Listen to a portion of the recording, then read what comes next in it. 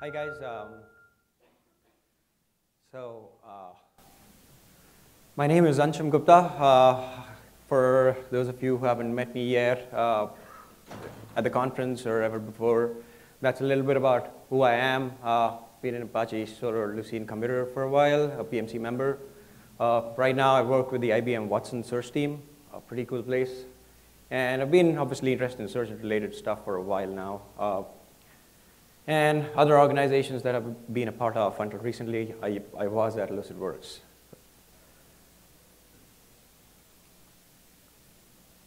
So that might come across as a really, really introductory slide, but I just wanted this to be in there. I don't know how many of you are really new to Lucene, but it's just, it's an IR library, open source, written in Java, originally by Doug Cutting, a long time ago. Supported by the Apache Software Foundation, released under the ASL license.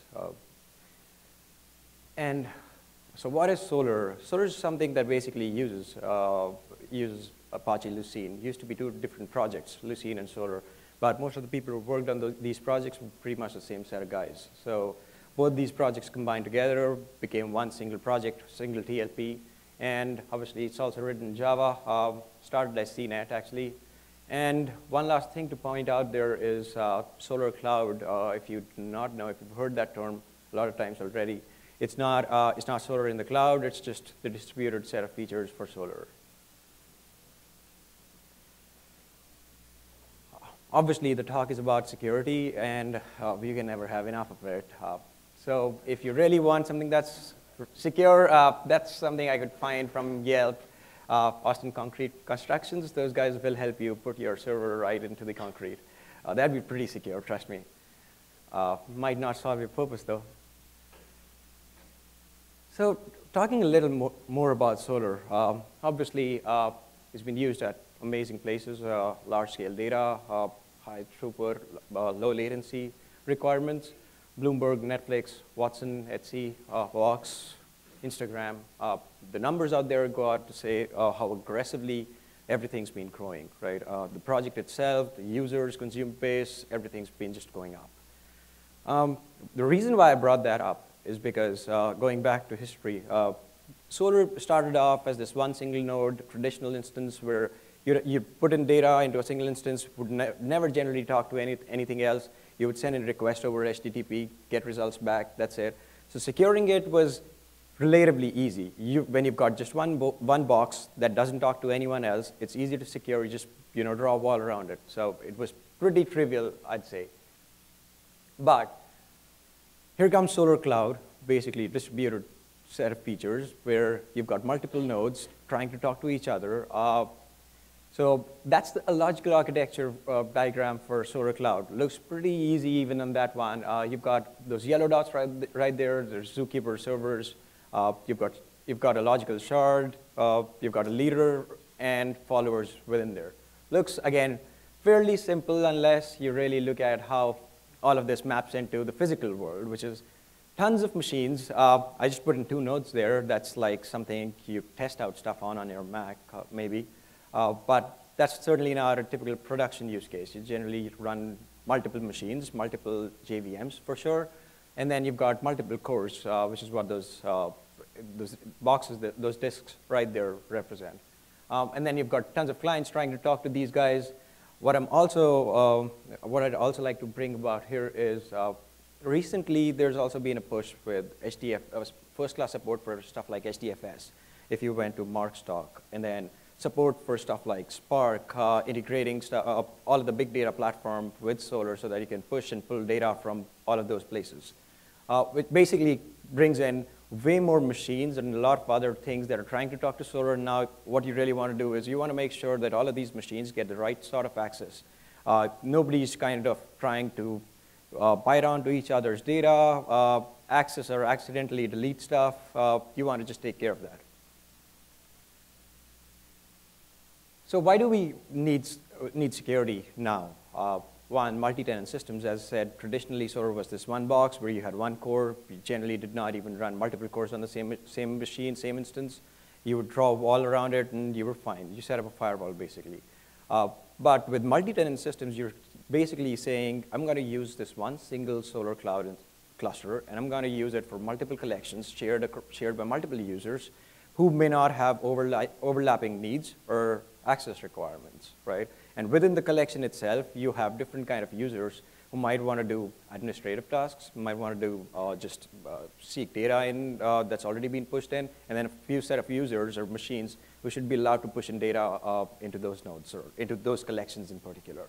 So you've got multi-tenant systems where there's just so many people, so many users, so many players playing in that you want to just control based on access control. And there's Solr resources, and then there's Zookeeper, right? Why say Zookeeper? Because Zookeeper is used as your config management tool when it comes to Solr Cloud. But it doesn't stop there. It's not just config management. Yes, all the Solr servers, all the nodes right there would generally need access to Zookeeper. That's the only way they get to figure out, discover where all the nodes are, what the config looks like. A new node comes up, it needs to access Zookeeper. But at the same time, you also have, if you guys use Solr Java client, it needs to access Zookeeper because that's the only way it gets to know about basically service discovery. You want to query a collection, the client needs to know in the ideal situation, you can actually send your request to any Solr node and it's going to reroute that, but ideally you'd want to hit the right target shard, the right target node. Now when that comes into play, you want your client to be able to access Zookeeper. But you also want to make sure that the client does not have the ability to go down and write stuff onto Zookeeper, right? So you need access control right there at that level. You certainly need both authentication and authorization. And then, yes, we need all of that, and that is why we need it. I've spoken about that. But until recently, which is until 5.2 came out, there was nothing out of the box when you talk about Solr Cloud and security. There were third-party tools that were available. There were platforms that would go out and give you stuff like Cloudera had an offering where they supported Sentry. There were other people who were supporting other stuff. But then you were logged into these vendors. You could, like Cloudera runs a particular version of Solr. You want to upgrade, you want to use a new feature from a newer version of Solr. There's no way for you to move to the newer version because you either let go of all of the Sentry support that Cloudera offers, or you do not get the new features that are shipped out with new releases. So Solr's been pretty active as a project. So what do we have now? There's SSL support that's been there for a while now. There's Zookeeper ACLs. I told you why you would want Zookeeper ACL support, because you want a few people to be able to access Zookeeper just as a read-only system, a few people to be able to write on to Zookeeper. And you've got the Authentication Framework and the Authorization Framework, both of those relatively new. So let's dive a little deeper into how the security framework architecture looks like.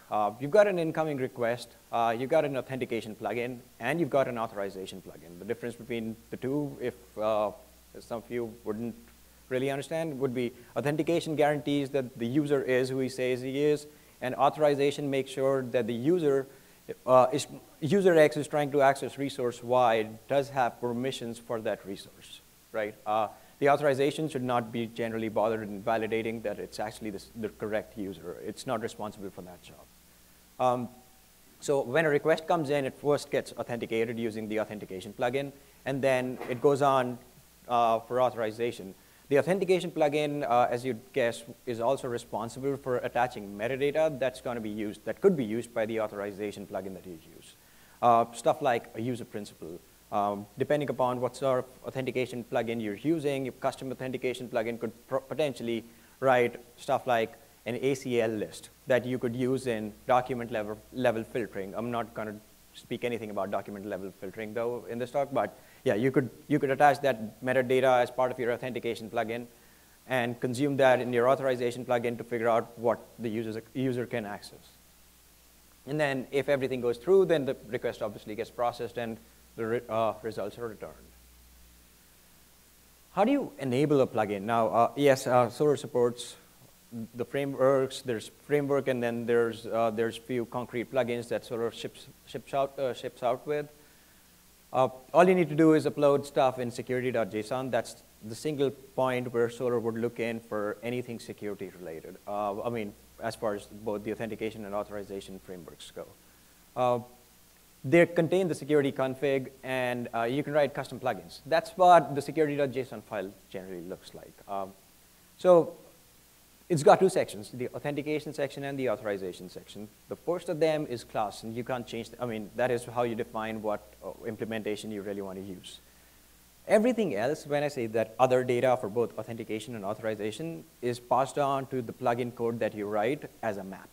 So it could be stuff like, let's say you're writing an authentication plugin that uses a third-party user data storage mechanism, like all of this information about username and password is saved, let's say, in a MySQL database, right?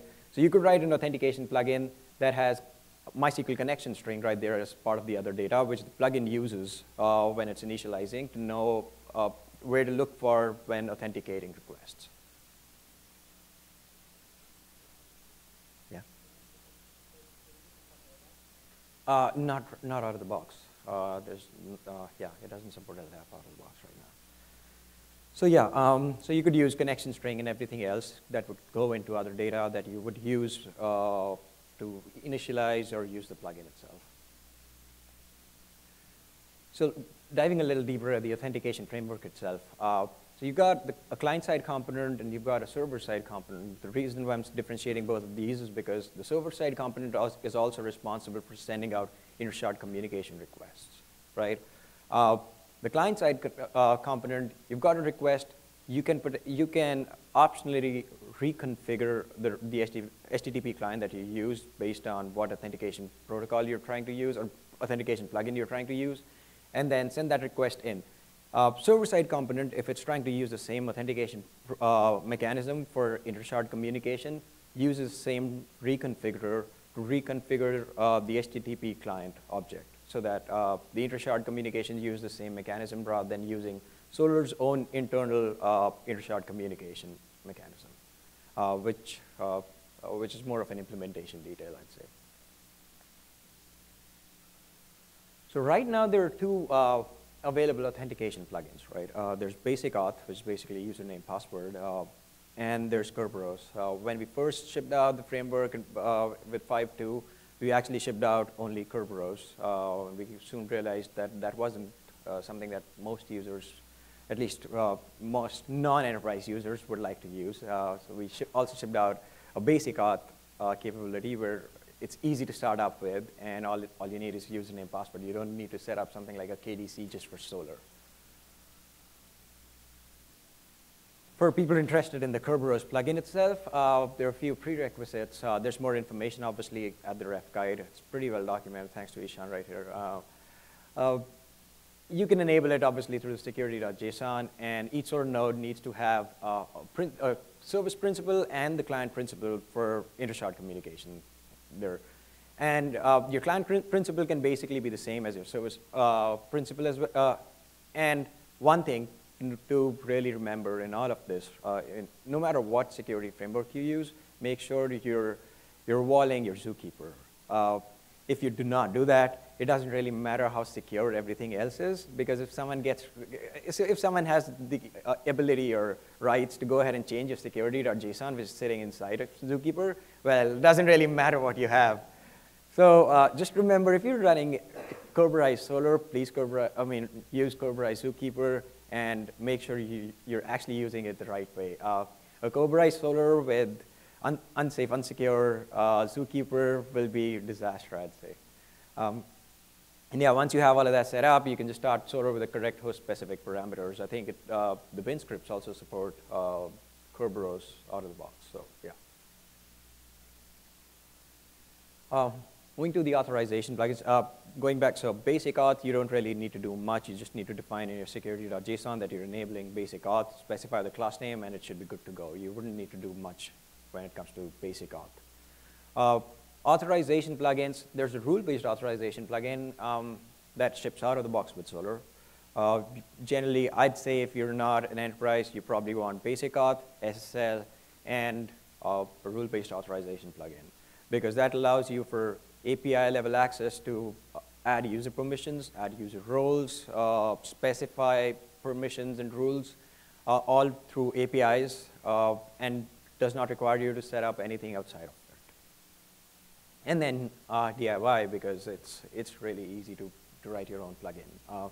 Yes, you've got basic auth support. That's going to confirm that the user is who the person says he is. And then you can use your own authorization mechanism. I said Ranger because Hortonworks, these guys released an open source version right after 5.2 came out that's built on top of this Solr Security Framework. That's open source and uses Ranger as the third-party mechanism or a third-party service for authorizing Solr users. So rule-based authorization plugin, right? All the rules are stored in Zookeeper, so that's one important thing that you need to remember. Please safeguard your Zookeeper. It's editable using the API. Auto reload on update. This is something that came out with 5.3, so if you're using 5.2, well, actually, none of this was with 5.2, so you're better off using 5.3.1. It auto reloads on update, and it supports well-known permissions, so you don't have to, you can have API requests going in, HTTP requests, and specify, I want to get this user group to be able to edit my collections. So edit collections, basically any collection API, collections admin API call that edits collections, so creating a collection, for instance. Config edit, and one thing that you certainly want to add there is security edit. Add that rule the first thing you do. As soon as you start using it, add a security edit rule, because without that rule, it's a blacklist, right? So it's all open until you put in something there. So as soon as you say security edit is restricted to only admin users, and there's a username that's attached to that user group, which is admin user group, everybody would be able to access and send requests to the security API. So you don't want that happening. So getting started with basic auth and rule-based plugins, pretty easy. As I said, you just upload your security.json, specify the classes, and then stuff like this. Pretty straightforward thing. If you use the ref guide, the default user that the sample security.json kind of ships with has a user called Solr with a password called Solr Rocks. So that's what I just used. And you can just say, this command in particular goes out and says, add an admin edit rule for admin, which is a user group. So anyone belonging to admin should be able to edit collection admins. So creating a collection is possible for everyone who belongs to that user group, which is admin. So why do you really need the frameworks, right? One, as I said, it's all multi-tenant, right? You've got multiple systems playing in together. You don't want interaction with Spark, where Spark's got its own security stuff going on, handled by, let's say, Ranger or Kerberos. You've got HDFS because your indexes are on HDFS. So you've got all of these things going on. Everybody's trying to manage their own security. You really want one single point of contact when it comes to managing your security permissions. And so what it lets you do is have your own plugin that talks to a third-party system that is your standard authorization mechanism for everyone else in the ecosystem. It also allows for features that couldn't be added due to lack of security until recently. A lot of people ask for very interesting stuff in Solr, but then adding those features in Solr exposed Solr to stuff that you shouldn't allow end users to generally do. Only admin users should be able to do stuff like registering a handler, uploading configs via API calls. That stuff's still not in Solr, but we're working on it. So features like these, you really want, when it comes to features like these, you want to be able to restrict access and then be able to enable these features for specific users. If that's not the case, it doesn't really help you, right? You can just go ahead and anybody could go and register handlers, upload configs, tie them to collections, wipe off your index, do whatever you want, do whatever the person wants. So writing your own plugin. I don't know if you guys followed it so far, but the authentication and authorization, two totally disconnected things. You could use one authentication plugin with totally different authorization plugin They'll work together as long as what the authorization plugin wants out of the authentication layer is provided by the authentication layer. For example, if your authorization plugin expects a user principal to be set, and you do not do that in your authentication plugin, then, well, this stuff will not work. So yes, both of them are independent by themselves, but you want to make sure that your authentication plugin is kind of compatible to some extent with your authorization plugin. So when it comes to authentication plugin, you want to extend the authentication plugin.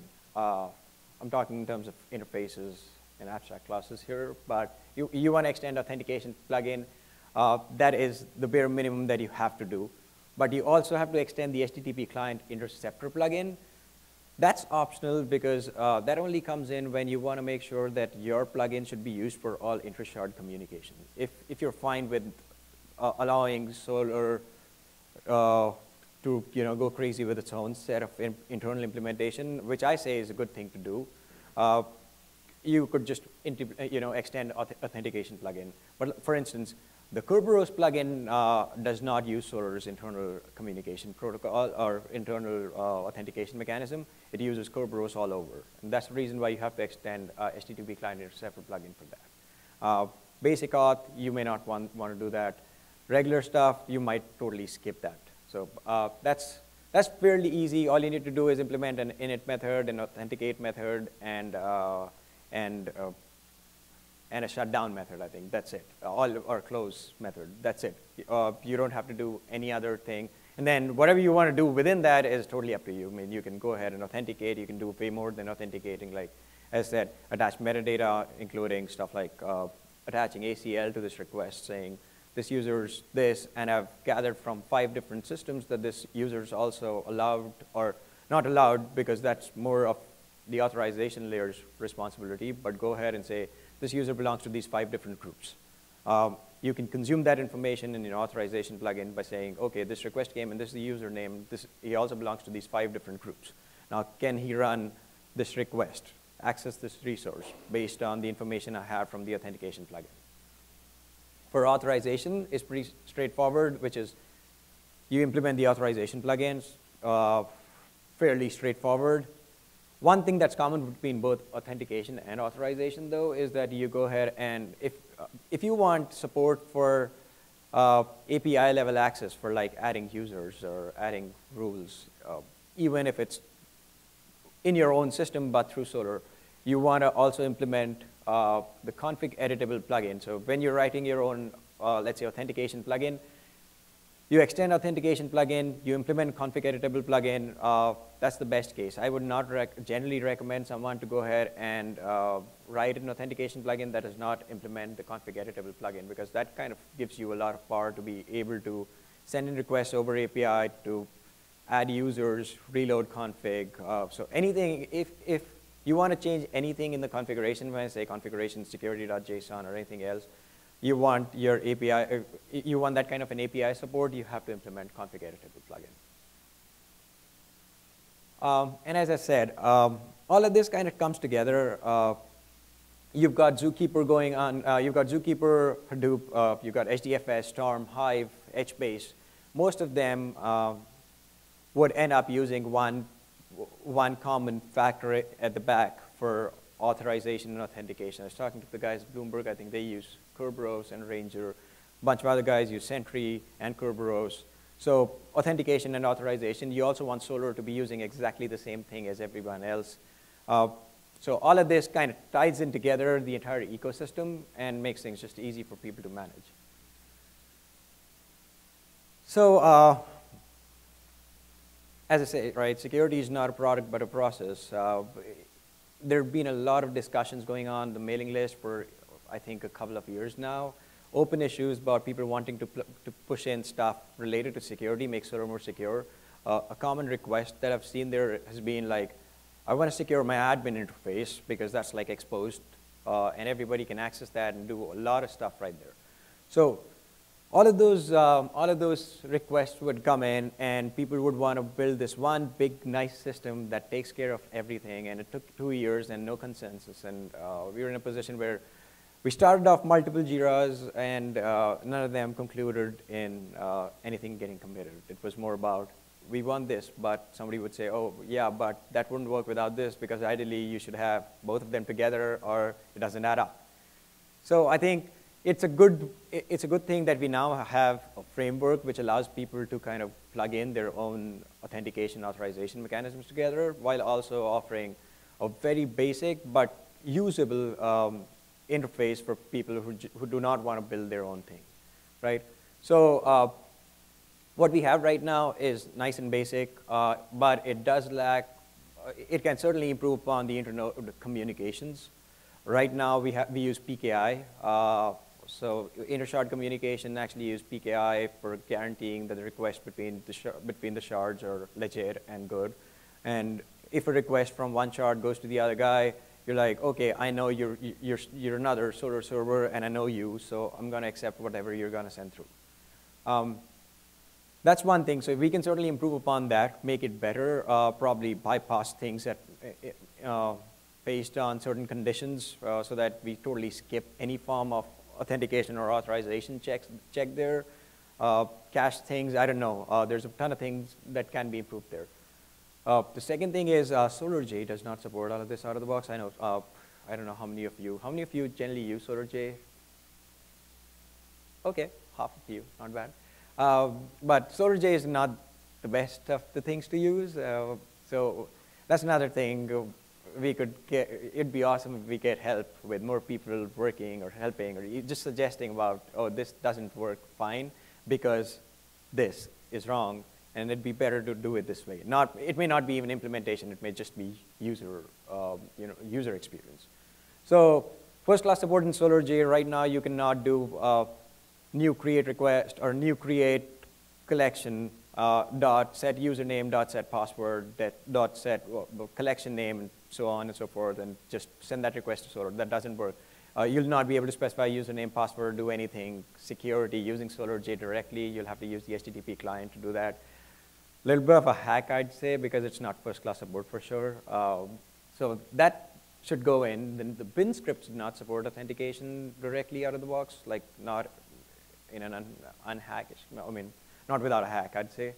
So if you start up Solr and you want to use with all sorts of security permissions, and you want to go ahead and say, okay, now I want to use my bin scripts, I want to post these documents, which is amazing stuff that ton of people within the community delivered over the last 1 year. Like now you can just send all documents from a directory and just say bin post and -c collection name and the path. That's it, and it goes in. Yeah. Yes. Yes. No, I mean, I would have to confirm with him, but from what I remember, I think he did test it out and it did work for him. So it uses secure communication. It uses that using reconfiguring, and it does not use first-class SolarJ support. It does its own thing to set a username password, but it does that. I mean, I think he also used Kerberos there. He didn't use basic auth. So that's another thing. He used a reconfigurer there to send the request. SolarJ supports Kerberos, yes. Yeah, it supports Kerberos. I'm just saying for username, for basic auth stuff, it does not support anything out of the box. Even SolarJ, you have to use a reconfigurer and specify that based on what authentication plugin you're using. Yeah.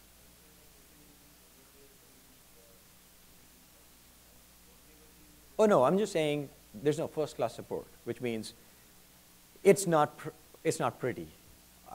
It's not that it's not usable. I'm just saying it's not pretty. It's not the ideal case where I just say, oh, .set username, .set password, and send my request now. That doesn't work. There are a million ways to do this. Very simple, very straightforward.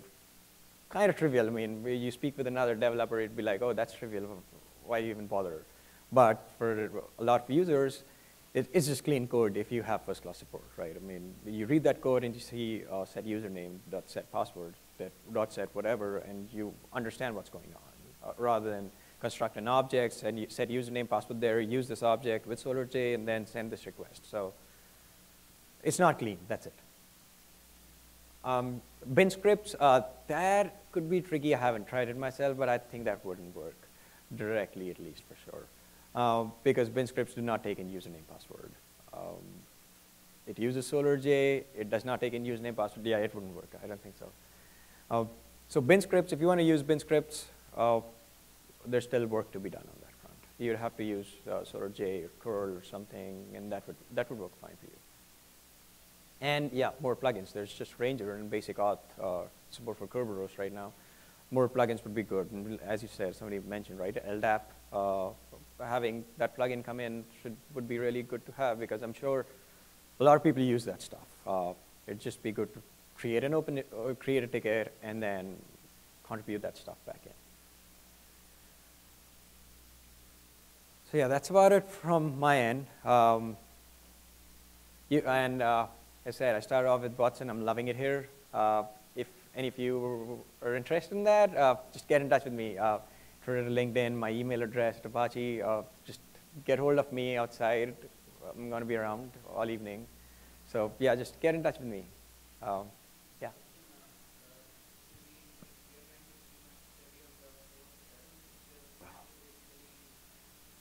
No. The way it stands right now, the community.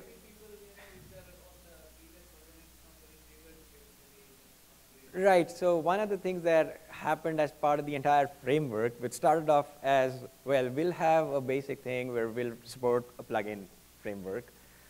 It started off as that. It transformed into, by the time it got committed, it transformed into 5 different issues.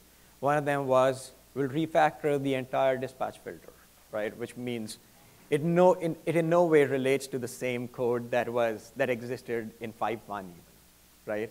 You can't apply that patch. There's no way you can apply that patch. It expects a lot of things. The earlier approach was when a request comes in, it was parsed through the processing of the request incrementally.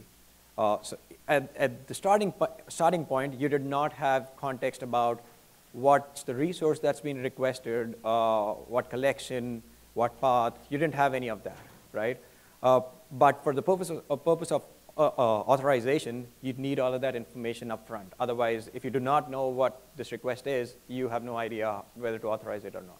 So we just refactored all of it to move all of that code up front, so you'll not be able to apply it. I'm sorry.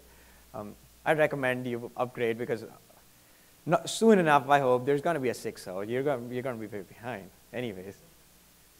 So yeah. Thank you. So, okay, yeah.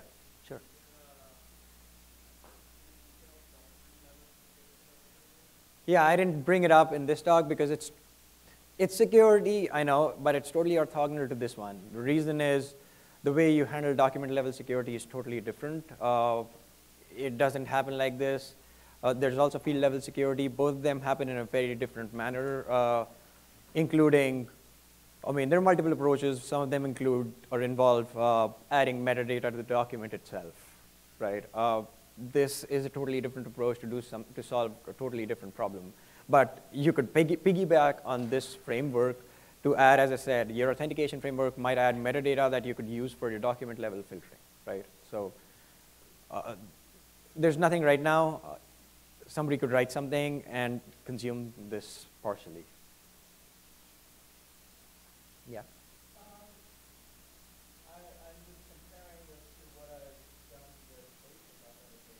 Okay. And so, for instance, with this, the authorization part allow someone to get into the front end of the GUI, but not get into the place where you can drop forward. Yes. Okay. It would not let that happen. And if you're using basic auth, it's also going to ask you, you could restrict access to your admin interface totally, right? You could just block off your admin interface or something, or have basic auth just for your admin interface.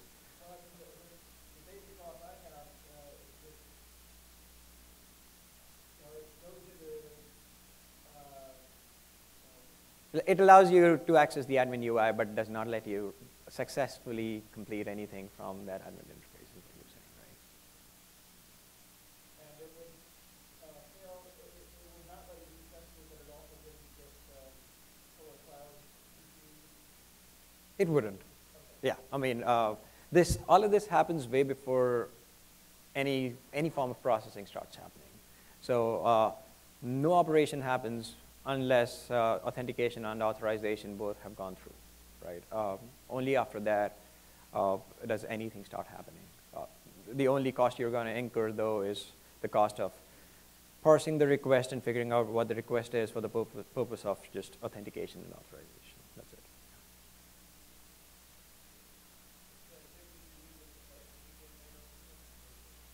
Not as part of this, no. Yeah. Okay. Thank you very much.